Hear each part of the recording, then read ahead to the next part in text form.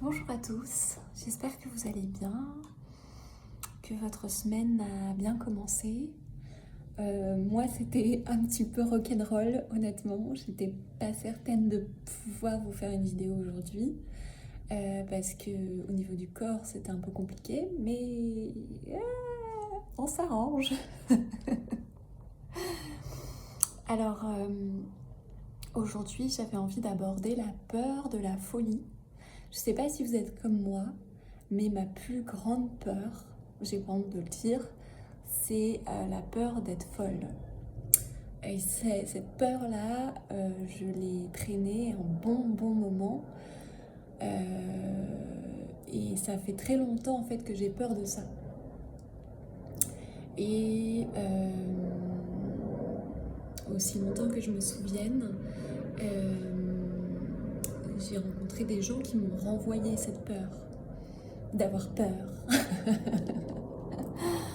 Donc, par exemple, je pouvais me retrouver dans des situations, ressentir très fortement quelque chose en termes au niveau de l'intuition, et l'exprimer, le dire à la personne, et la personne me renvoie t'es folle, pas du tout, t'es folle, oh non, non, t'es folle.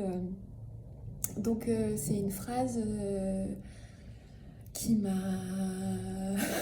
pas mal travaillé, je dois dire.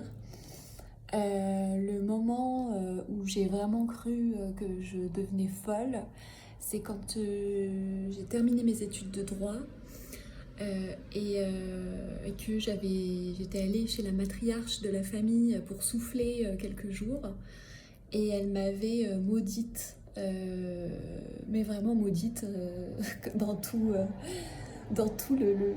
comment dire, le panache de la malédiction, quoi. Elle m'avait dit, je te souhaite d'être malheureuse toute ta vie, tu vas subir des échecs, tu ne seras jamais heureuse, etc. Et en fait, face à cette violence magique, parce que là, c'est pour le coup, c'est vraiment de la magie et c'est pas de la petite magie, celle-là. J'avais pris mes affaires en catastrophe et j'étais partie en avion en catastrophe aller chez ma mère, je me souviens. Et le soir même, j'avais cru que je devenais folle. Euh, et donc, j'avais demandé à ma mère de commencer à voir une thérapeute. Et en fait, j'ai par la suite creusé, fait énormément de thérapie, de trucs comme ça, pour parce que j'étais sûre d'être folle en fait. Et puis avec le temps, je me suis rendu compte que c'était pas du tout de la folie, c'était de l'intuition. Mais que ces mêmes personnes euh, qui m'avaient complètement déstabilisée,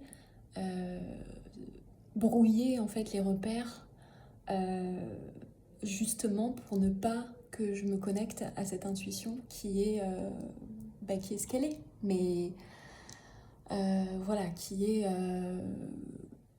moi ma manière de vivre en fait les choses et de capter le monde qui m'entoure.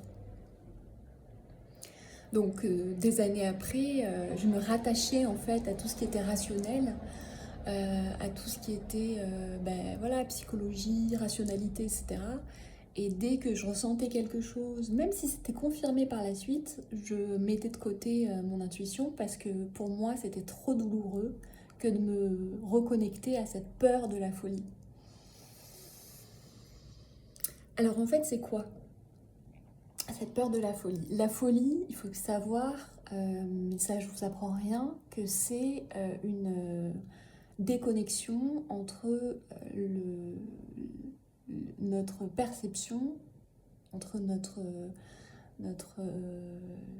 appréhension du monde et la réalité.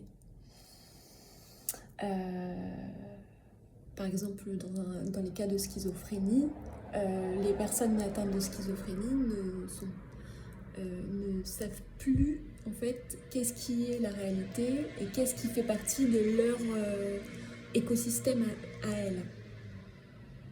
Elles ne reconnaissent plus en fait, elles ne savent pas la différence. C'est comme si tout était mélangé quoi.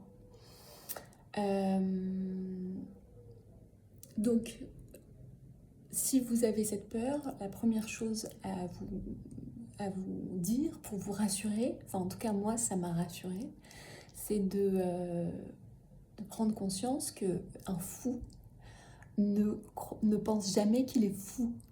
Un fou ne va jamais se remettre en question.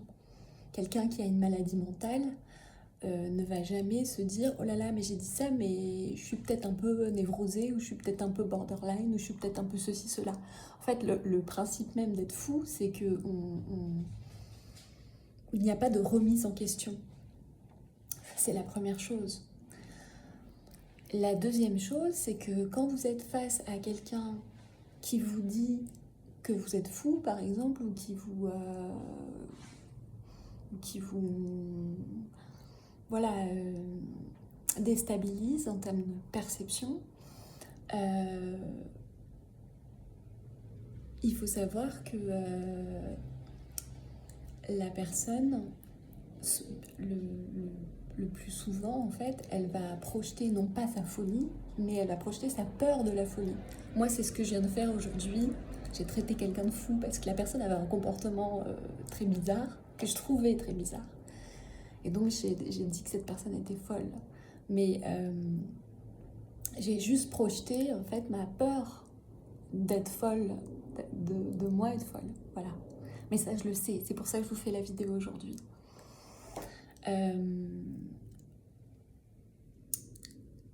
La réalité, en fait, la réalité qui existe pour chacun d'entre nous, c'est celle du corps, c'est celle de la sensibilité, c'est celle du ressenti. Ça, c'est la réalité de tout à chacun.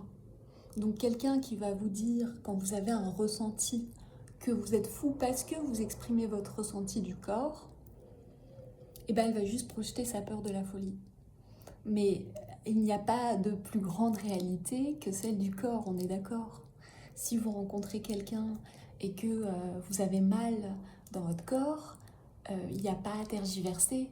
C'est qu'il y a anguille sous roche. Voilà, mais pas forcément, pas forcément que la personne est néfaste ou toxique ou je ne sais quelle connerie qu'on peut véhiculer sur les réseaux, mais juste que vous, en fait, par rapport à votre réalité, qui est celle du corps, du ressenti, cette relation-là, ou ce contexte-là, cette situation-là, peu importe, ne vous fait pas du bien. C'est ça juste l'information, c'est ça juste le message.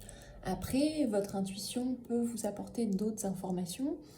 Et après, justement, pour pas être dans la folie, au lieu de se faire des films et des fantasmes, ben, le mieux, c'est d'exprimer et de partager.